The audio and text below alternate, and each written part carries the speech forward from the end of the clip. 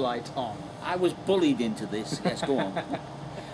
Tell us a little bit about Scared to Death. Oh, Scared to Death is a play commissioned by the boss lady, Sally, who runs this fabulous Sonning Mill Theatre, and you wouldn't believe how hard this woman works at this thing.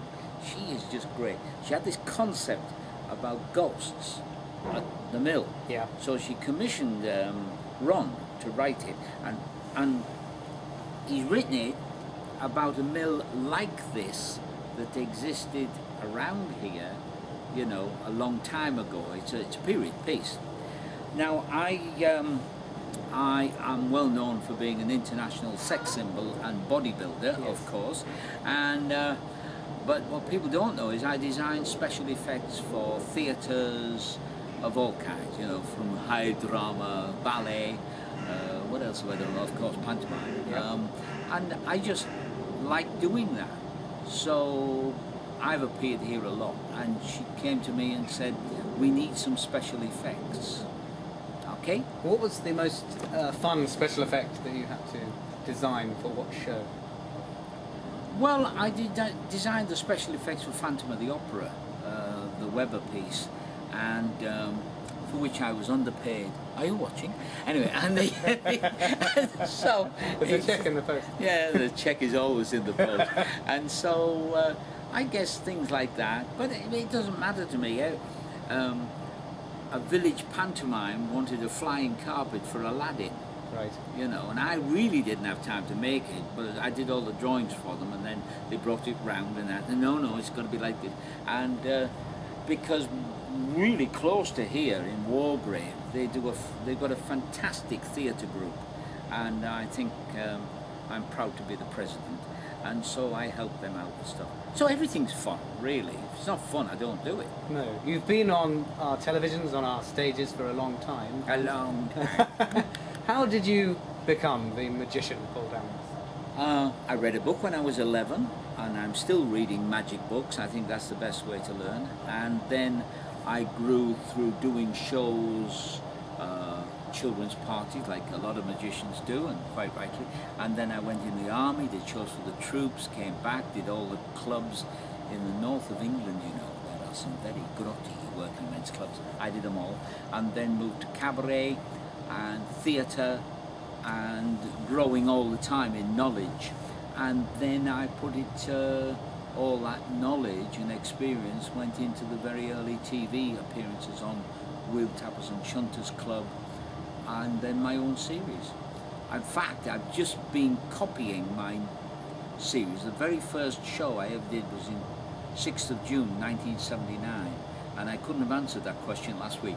It was, and I watched it, and they were pretty good. Yeah, I'm quite proud of those shows. We know about a very famous lady in your life, lovely Debbie McGee. Who? Oh yes, I remember her, yes. There's, following your tweets, you've been hard at work with another important lady on the river. Is she an important lady in your life? The boat? You mean the boat? Yeah. Well, the boat is also called the lovely Debbie McGee. Oh. Yeah, and yeah, I bought a 21-year-old boat that was a bit tacky, and she's looking very nice now. I will be out on her later today. In fact, I could come to work here and drift up the river here, and because I live downstream here, yeah, and but yeah, she's just lovely, and she's electric, so she's nice and quiet. Nice and quiet. Yeah, unlike the real Debbie. Did you manage to get up to the Edinburgh Fringe this year? Or Not have you been this too busy? year. So sad, because I really would love to have gone and seen Kev Orkian, who I had as a guest here last time I was here. He's a phenomenal performer, and the boy with tape on his face. I think those are my two favourite people I saw last year at the Fringe. They were just superb. Did you enjoy any of London 2012? No, I left the country. Oh, happy me. And I'm not into sport at all. I like playing it, Yeah. but I'm not into watching other people do it, you know. And I don't understand the fuss. People talk to me about football, and I can't resist it. I say, oh, that's the one with the round ball, isn't it, you know? 'Cause I've never played football. Well, I did once. It's the one that wears black that doesn't do a lot. that runs Yeah, more that's than the anybody one, else. yeah. In fact, that was an early instruction to directors on my TV shows, because all those years I never had a script, and in my stage show I don't. I just make it up as I go along. You know, I mean, you and I are now having a conversation, Exactly. so why do I need a script? I can have a conversation with people, you know. And so the directors would go nuts, you know. But we have to know what you're doing. I said, well, have you ever seen football on television? And he said, yeah. I said, well, it's on television. Treat me like the ball. And that was it. Follow me. Yeah, go where the money is. Is that how you structure your shows? Is there kind of how do you do it? The shows have to have. Well, I now know all the tricks of the trade. I mean, I can walk onto a stage, and no matter how noisy the audience is, I'll have them in under 30 seconds. Right. Something I learned in the working men's clubs. And then the show has to be full of interest and pace and change speed and change voice from being quite up here where I normally talk to suddenly dropping it a little bit. So it changes the pace, it changes the look.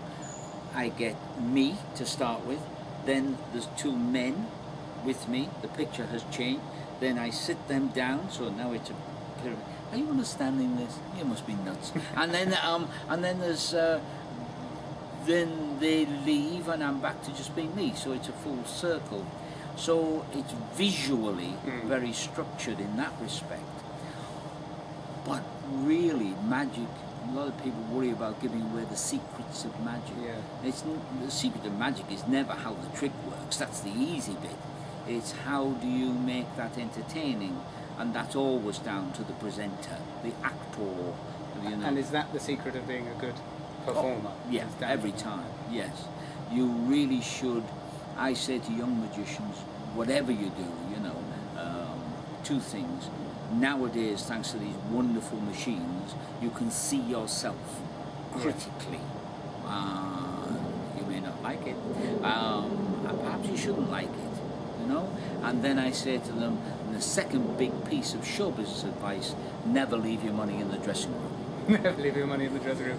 Paul Daniels, thank you very much. It's been a pleasure.